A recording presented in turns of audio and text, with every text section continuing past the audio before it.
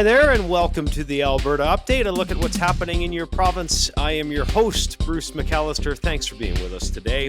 Today, we will chat with Premier Danielle Smith about putting the Sovereignty Act to use, her message to Ottawa, and what she will be telling the world about energy at COP28. Devin, Dreeshen, Alberta's Minister of Transportation and Economic Corridors, will join us to chat about what the government is doing to eliminate photo radar fishing holes. Minister of Public Safety and Emergency Services Mike Ellis will be here to talk about how his ministry is tackling crime-ridden properties and an increase in gang activity in our cities. Plus, Education Minister Demetrios Nicolaides announces new funding to help with education pressures in Alberta's K-12 schools. All that and much more on this week's edition of the Alberta Update. If the federal government has its way, many people will be left without electricity that they can pay for on a power grid that will fall short or even fail in a typical Alberta winter or summer. We refuse to go along with this plan. Well, Albertans must have access to affordable and reliable power when and where they need it. It's a matter of health and safety and a matter of financial reality. Well, that was Premier Danielle Smith putting the federal government on notice that Alberta will use every tool at its disposal to fight back against federal overreach when it comes to Alberta's electricity grid. Alberta's government has introduced the first resolution under the Alberta Sovereignty Within a United Canada Act. This will allow the province to take strong, effective action over the coming months and years to counteract the harms and risks to Albertans posed by the federal clean energy regulations. And Premier Danielle Smith joins us to talk more about this today. Good day, Premier. Hello, Bruce. I guess the first question of the day is, how did we get to this point? It's very frustrating because I can tell you that on some projects, we're making great progress with the federal government. We've got a number of tables where we're discussing the use of hydrogen. They've been with us for joint announcements on geothermal, on net zero plastics, which just happened this week. I know we're going to talk about that in a little bit. We are working on a plan for how we might be able to roll out small modular nuclear. And yet, on the issue of trying to align them with our 2050 target for carbon neutrality, you've got Stephen Guilbeault, the environment minister, who has just dug in. We've now had two court decisions that have admonished the federal government. They've said this is not cooperative federalism. You cannot use the pretext of it being federal jurisdiction to invade provincial jurisdiction. You've got to work collaboratively. They're just not doing that. I know that when I first started talking about the Alberta Sovereignty Within a United Canada Act, the media were saying, are you going to respect the court decisions? I always said yes. So I think what is shocking to me is that the federal government is ignoring the courts. And that's what brought us to this point. Well, your government isn't the only one pushing back against Ottawa. Scott Moe and Saskatchewan have been doing it. Premier, how will the resolution work? Like, how will it protect Albertans from future brownouts and blackouts? Well, we've put everybody on notice, and I feel like when we have a major departure in government policy caused by the federal government and we need to take future action, that's what the Sovereignty Act is all about. It's putting the legislature on notice that there will be new policy coming forward, there will be new resolutions coming forward, and there may be new legislation coming forward. So we are waiting to see what the federal government does with their final version of the regulations. And we've been asking for a carve-out so that we can continue down the path of getting to carbon neutrality by 2050. If not, there's a couple things we'll have to do. We'll have to become the generator of last resort in Alberta. And that means that rather than just sitting back idly while these private sector companies turn off our baseload power because they're trying to meet some arbitrary target of the feds, we would have to take those over and we would have to run them until the end of their natural life while we're waiting for new projects to come on stream. If there's so much uncertainty that the private sector won't build us new baseload natural gas, and I can tell you Capital Power has gone to an investor conference and they've said the same thing. They said, I'm sorry, with the federal government rules, it's too risky for us to invest in natural gas, then we'll have to do it. We are a natural gas basin, and 90% of our power on most days comes from natural gas. It is still the most cost-effective option for us, and we'll proceed with the best available technology on the issue of emissions abatement. And if that puts us in conflict with the federal government, I'm prepared to say that they can take us to court, and I think we'll win it. I think Albertans clearly understand that message. Your ministry has, Nathan Newdorf and others have been good about communicating that, but Ottawa isn't listening. Maybe they weren't listening. If the Prime Minister were here or Stephen Guilbeault were here, what would your message to them be?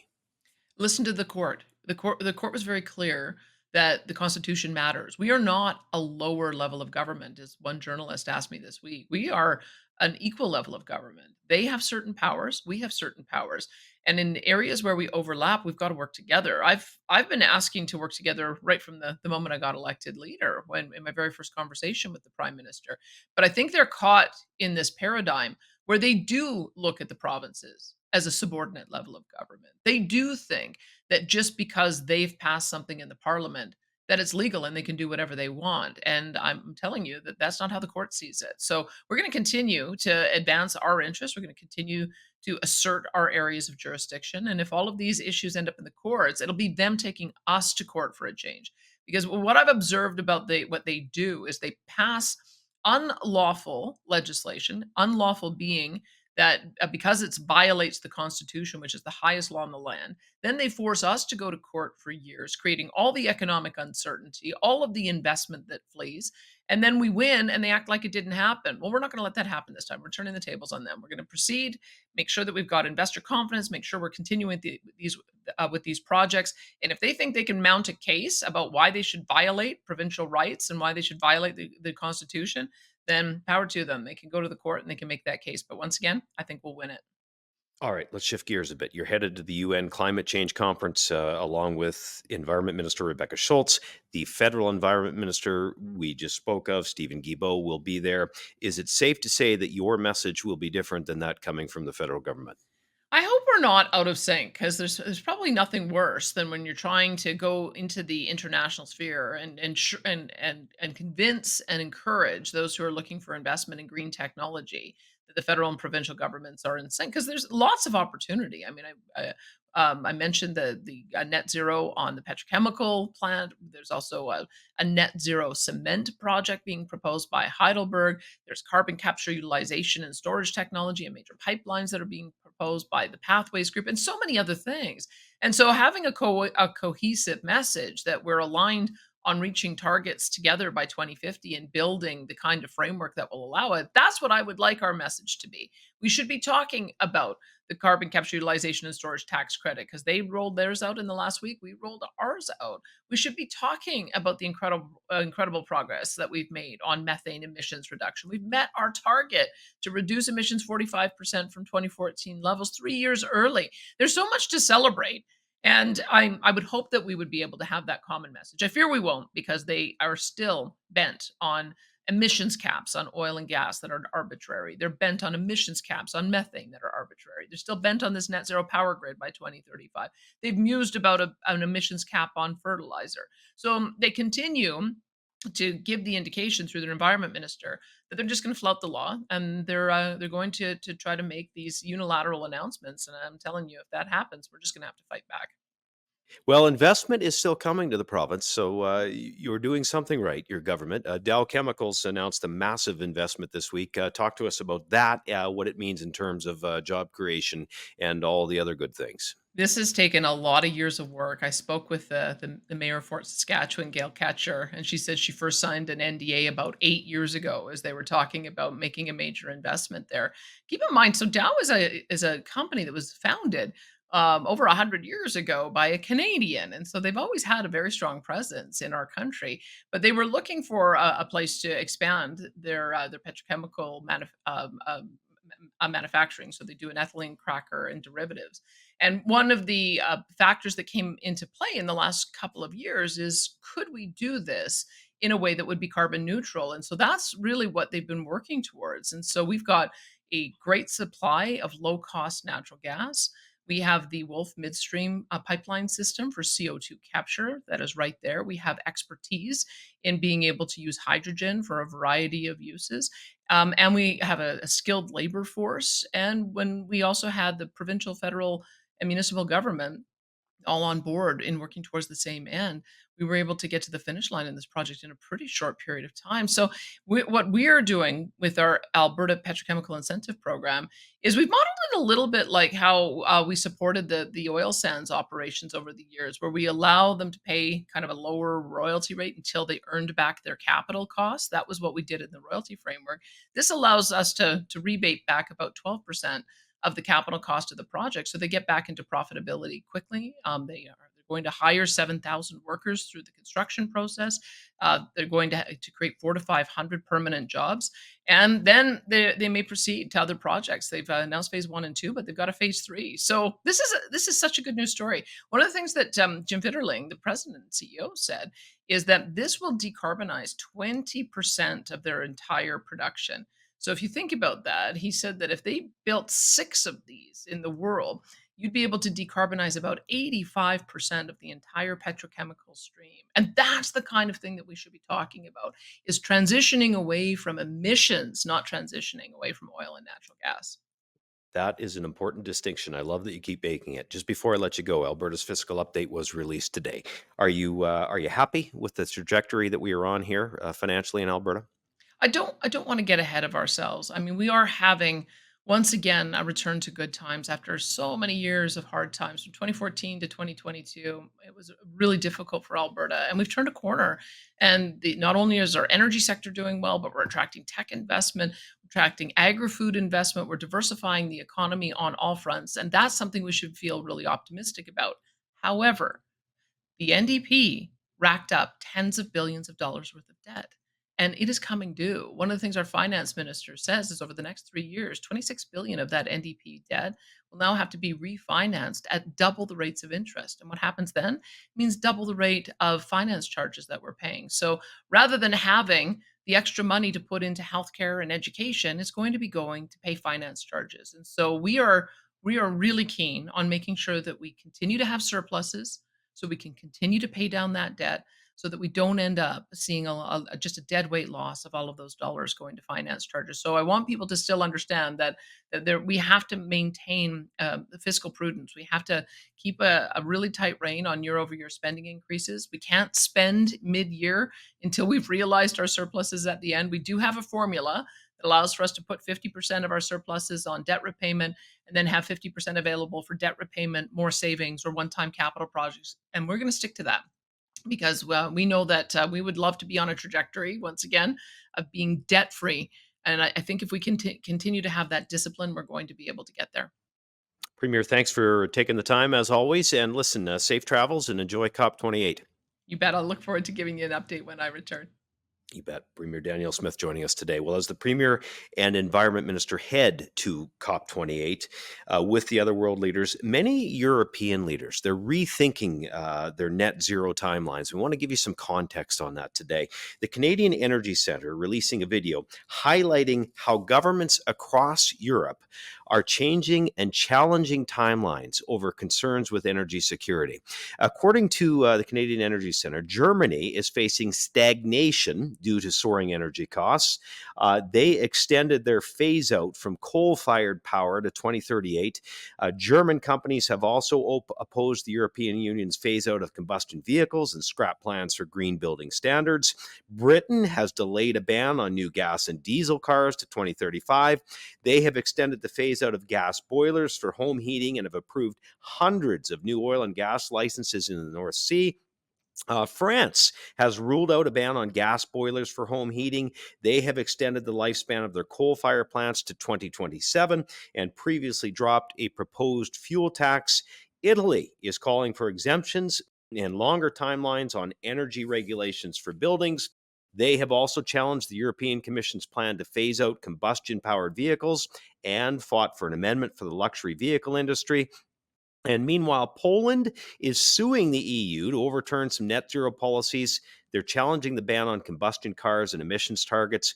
Poland also signing an agreement with trade unions to continue mining coal until 2049. All of this in an effort to increase energy security. So there is some context as to what's going on around the world on this file. All this, and as the Premier alluded to, Alberta continues to lead the way on emissions reduction. Alberta was the first to set a methane emissions reduction target for the oil and gas sector. We have now reduced those methane emissions by 45% since 2014, reaching our target 3 years ahead of schedule. Here's a look. Alberta's natural resources are a blessing. They drive our economy, attract billions in global investment, create good-paying jobs, and fuel progress. Alberta is the safe, secure, and responsible energy supplier the world needs. And as we prepare for the energy solutions of tomorrow, we'll continue to support the energy system of today. Carbon capture is one of the best tools to reduce emissions, and Alberta is and will be a world leader in carbon capture. As part of this effort, Alberta's government will create the Alberta Carbon Capture Incentive Program to build on current success and support capital investments in carbon capture. In doing so, we intend to decarbonize the oil sands and create the world's first carbon-abated major oil field. Alberta is developing carbon storage hubs and incentive programs like the Alberta Carbon Capture Incentive Program to help our industries develop this important technology, reduce emissions, and become a dominant player in the global carbon capture industry.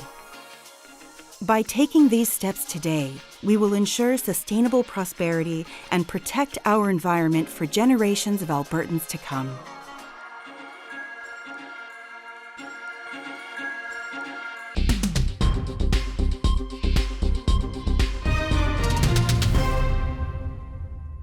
All right, Minister of Transportation and Economic Corridors, Devin Dreeshen, joining us now to talk about traffic in Alberta's two biggest cities and some changes coming to photo radar. Good day, Minister. Great. Good day to you, and great to be on your show again. Minister, let's talk about the latest on the Edmonton Ring Road. First of all, a huge undertaking to widen one of the I guess busiest sections of the Anthony Henday is now complete. What will this mean for drivers in Edmonton? Well, it's a huge benefit to drivers in southwest Edmonton. There was a $100 million project to take the Anthony Henday from 4 lanes to 6 lanes. So about 15 minutes in one direction, drivers in that part of the city will see a benefit. So when you look at a round trip on a daily commute, that's a half an hour back in people's lives every day going to work. So a huge benefit to people in that area. And two, when you look at the fact that this was made for about 40,000 vehicles back in 2006 when this opened. They exceeded that capacity within 3 years. So this is an area of Edmonton that is growing at an extremely fast rate. So to see 40,000 more vehicles and more people on that road in such a short period of time was very unprecedented. So that's why we've 6-laned that section of the highway. So now it can fit up to about 120,000 cars per day. So there's 40,000 more vehicles per day of growth in that area. But as the province is growing by about 100,000 people a year, this is just another example of these growth pressures of, yes, it's great. Alberta is calling and we're bringing in more people, but it stresses, schools, hospitals, roads. So we have to make sure our infrastructure can catch up to this, the good success story of people wanting to move to Alberta. That's it. It's such a blessing and it's a challenge at the same time, as you point out. Let's talk about the Calgary Ring Road. People would love to hear an update on that. What's happening with Stoney, and when can we expect everything completed here? So I promise to come back on your show very soon to share some very good news on that. The Calgary Ring Road, when it's complete, will be 101 kilometers in a circle around the city of Calgary. And good news, it is on budget, and it's looking like it may open ahead of schedule. So I don't want to get over my skis on that announcement, but it's really, really exciting to see the development. And just recently, last month, we announced the West Bow River Bridge and overpasses on the Trans-Canada and Bow Trail. So, a lot of good progress is being made on the Calgary Ring Road. And just like in Edmonton, seeing huge population growth, and to have a ring road that's owned by the province, but really benefits city traffic as well, because it diverts cars off of roads within the city to be able to circumnavigate the city and go around. So yeah, so really, really good progress is being made on the Ring Road in Calgary. All right. Well, we will look forward to having you back on for an update soon. We will hold you to that. Hey, listen, some big news for drivers that are using those ring roads this week. You're making some changes to photo radar rules to eliminate these so-called fishing holes. Tell us more about that. Sure. Well, it goes back a long way, actually. The NDP government back in 2018, they issued a report on the 2,400 photo radar sites that we have here in the province of Alberta. And just a bit of context, you compare that to Quebec or BC, that are the second and third biggest users of photo radar. They have about 190 and 160 photo radar sites. So in Alberta, there's been a big use of photo radar, an expansion of photo radar. But this report looked at all the photo radar sites here in the province and found over an 8-year period that you could probably only point to about 1.4% reduction in accidents. So when you look at the hundreds of millions of dollars of tickets and revenue, and possibly not even a benefit when it comes to accidents, there's been a lot of public debate on the effectiveness of photo radar. So we're going to be going through. We're taking the photo radar sites off of the ring roads because there's some really good examples of fishing holes where it's revenue generation of a vehicle on an overpass with a free flow of traffic underneath, and has nothing really to do with traffic safety, but revenue generation. So we've eliminated the fishing holes on the ring road, and of the 26 municipalities that are using photo radar, over the next year, we're going to be making sure that they're used for traffic safety and not for revenue generation. So that is ongoing work to make sure that we can remove all fishing holes in Alberta. Well, it seems to make great sense. I know drivers will be happy to hear it. Minister of Transportation and Economic Corridors, Devin Dreeshen, thanks for taking some time. Thanks, Bruce. Appreciate it. There's the minister. In some other news today, nurse practitioners, highly trained and valued medical professionals. We do know this. To better utilize their expertise and ensure that more Albertans have access to a primary care provider, Alberta's government is allowing nurse practitioners to open their own clinics. The Premier and Health Minister Adriana LaGrange joined the Nurse Practitioners Association of Alberta to make that announcement. Nurse practitioners are ready to lead, and government will give them the resources so that they can lead. Thank you, Premier Smith and Minister LaGrange, for recognizing and supporting the role of nurse practitioners in improving access to high-quality primary care for Albertans. Until now, accessing a nurse practitioner has been challenging. This announcement ends those challenges. It's the goal of the association that over the next 3 years, more than 300 NPs will successfully launch their primary care practice. There is a large nurse practitioner workforce in Alberta ready and willing to step up. We committed to several immediate actions that will make primary healthcare the foundation of the healthcare system. This is precisely why we are implementing a nurse practitioner compensation model and closing this funding gap so that we can add much needed capacity to our primary healthcare system and help more Albertans find a regular care provider.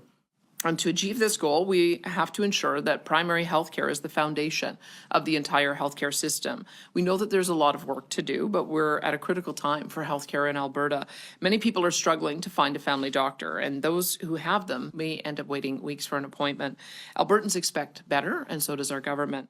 This would represent a significant positive outcome for tens of thousands of patients. Actually, we were just talking about it, hundreds of thousands of patients. It's unfortunate that nurse practitioners have been underutilized in Alberta because they can provide an incredible service to Albertans. And that's why we're also providing a grant to the Nurse Practitioner Association of Alberta for $2 million over 3 years.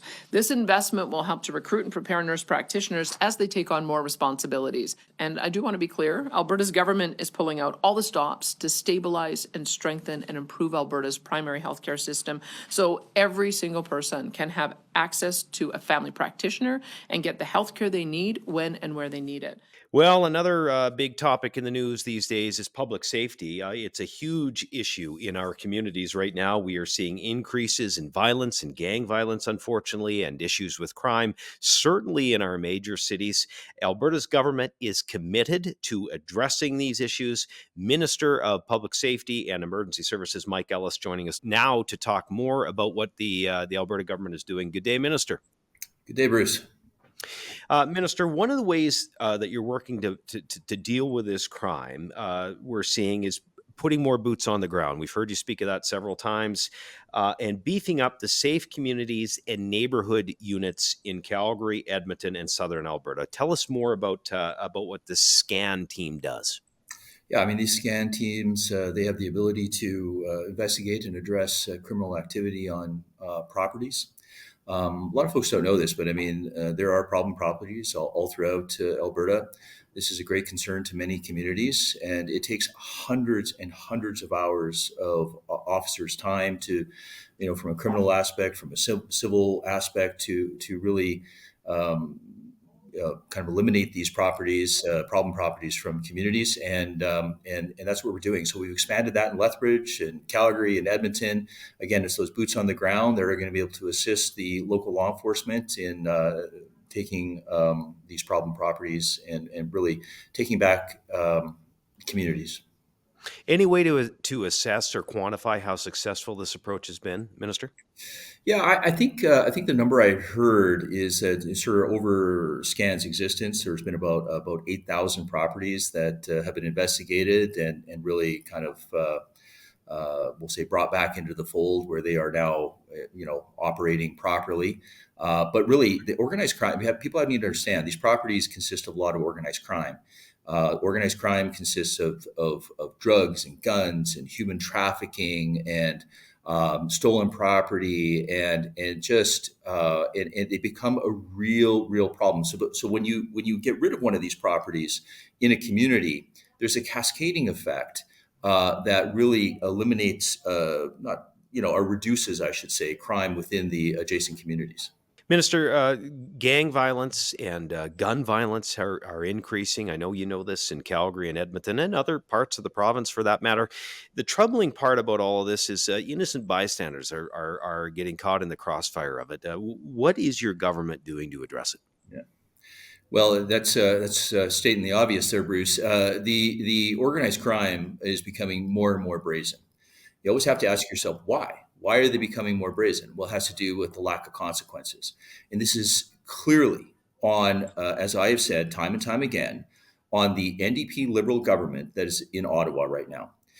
They have made it so that there are virtually no consequences when people commit these crimes. And I would say that they have created an environment that has allowed organized crime to thrive.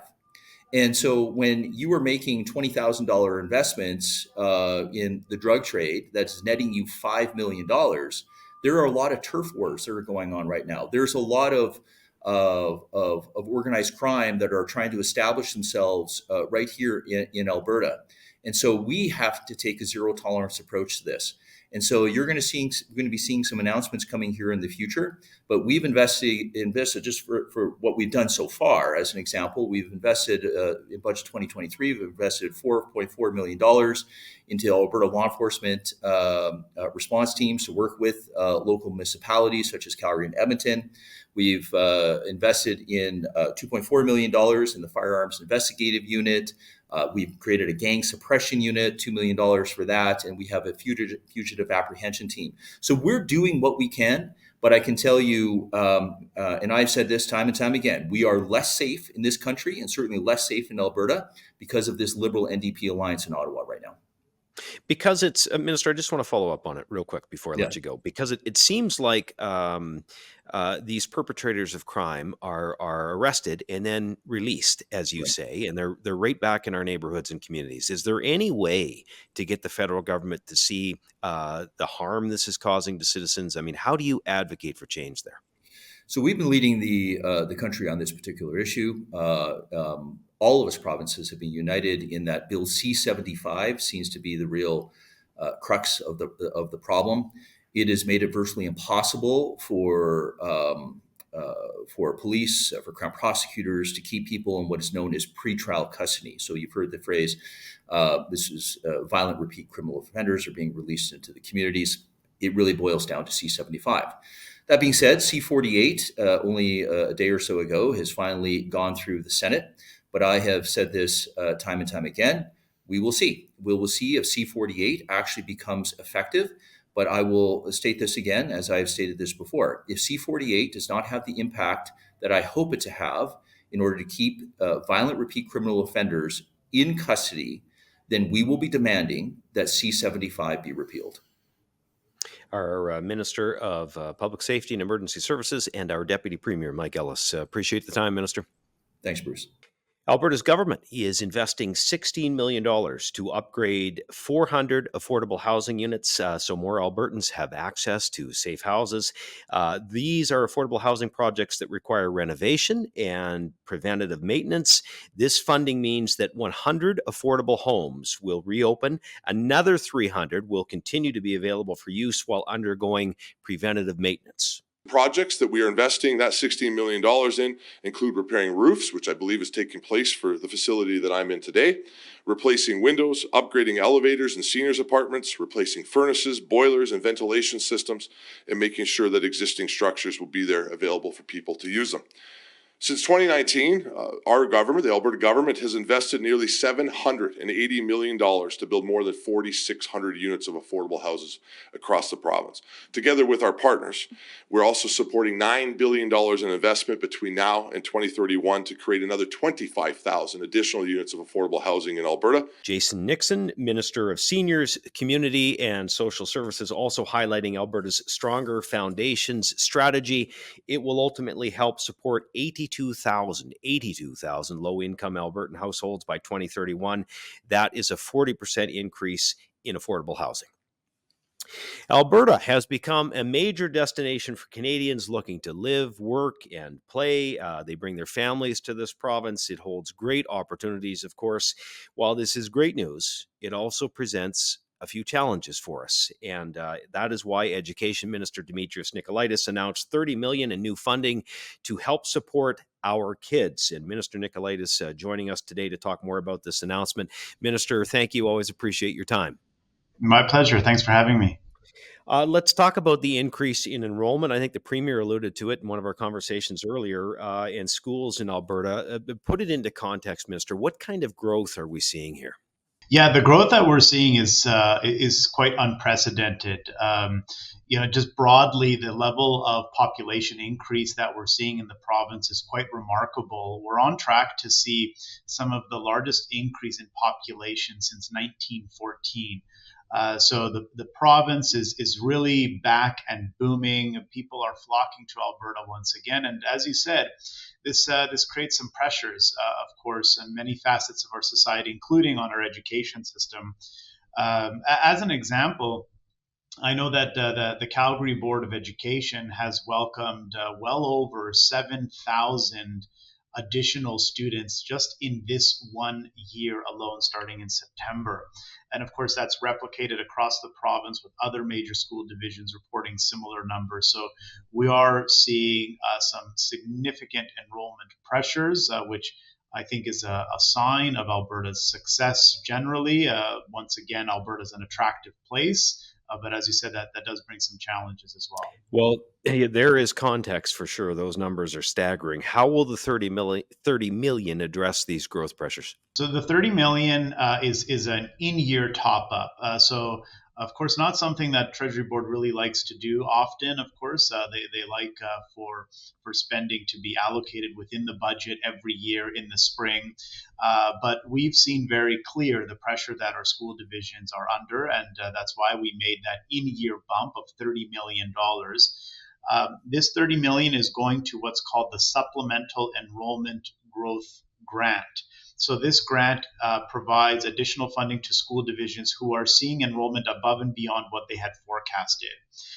So that grant was created in Budget 23 and will be in place for the next 3 years. But we've seen the need to top that up further. The vast majority of those funds are going to our 4 metro school divisions: Edmonton Public and Catholic, Calgary Public and Catholic. They're the ones who are seeing some of the biggest pressures. So it'll go to help ensure that they're receiving adequate funding for those additional students. Great news for sure. Listen, let's switch gears a bit. You've got such a big file, the education system in Alberta.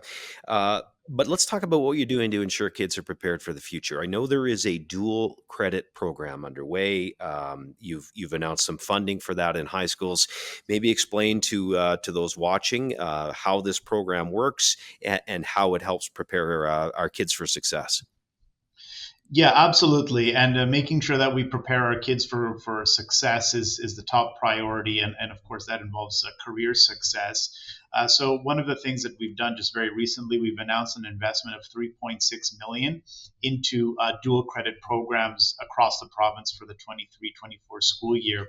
Of course, the dual credit programs exist primarily in high school, grades 10 to 12, and students can earn both high school credits and post-secondary credits, and of course expedite their post-secondary journey. So this funding is going to school boards to help them establish these dual credit courses, enhance and expand existing ones. Those can be in things like carpentry, welding, artificial intelligence, medical and health technologies, agriculture. There's a variety of different dual credit options that exist, and we want to further enhance that to help students who know in high school what they want to do to be able to start earning credit towards their post-secondary credentials while they're in high school. What a great idea. We've such a shortage of skilled workers in so many different fields. You well know this, Minister. Listen, always appreciate talking to you. Thank you for joining us today. My pleasure. Thanks for having me. There is Minister of Education Demetrios Nicolaides on the program. Well, Alberta's government is providing additional funding to support the mental health and well-being of Alberta's farming and ranching families. As Agriculture Minister R.J. Segerson explains, these families often face unique challenges, and having support from professionals who understand the ag industry is critical to getting the right care. I'm R.J. Segerson, Alberta's Minister of Agriculture and Irrigation. Today, I'm pleased to announce that our government is boosting support for AgNo, the Alberta Farm Mental Health Network, with almost $400,000 in SCAP funding. Farmers and ranchers face challenges like unpredictable weather, animal disease outbreak, long working hours, and social isolation, which can negatively affect their mental health and well-being. AgNo is working to raise awareness and help farmers and ranchers access the support they need by developing mental health programs, community events, and learning resources. I'm farming, break a leg. Mom, take me to town, see the doc. I'm under stress. I'll just roll my sleeves up, work harder, it'll go away. When the province approached us to say, could we help with this situation, we said absolutely yes. We retained the help of the University of Alberta, so we're research-based. We've reached out to the medical community and talking with them regarding how to work with farmers, understanding farmers, those types of things. We're working closely with the farmers themselves on wanting to access services and gaining access to services. We do this through a whole series of webinars and meetings, etc. Have a therapist network that we refer farmers to, those kinds of things. The demand is building and building and building as awareness happens. Things just keep moving. So we're very thankful and we're looking forward to the challenge of the coming years, and this will make a difference. Their network of therapists and counselors are already making great strides. This fall, AgNo has already provided mental health support to 39 farm families, and these funds will help them reach even more people. Thank you to our farmers and ranchers for putting food on tables around the world. I know that it's been a tough year, and I encourage you to visit agno.ca to learn more about what supports are available. Alberta's government has your back.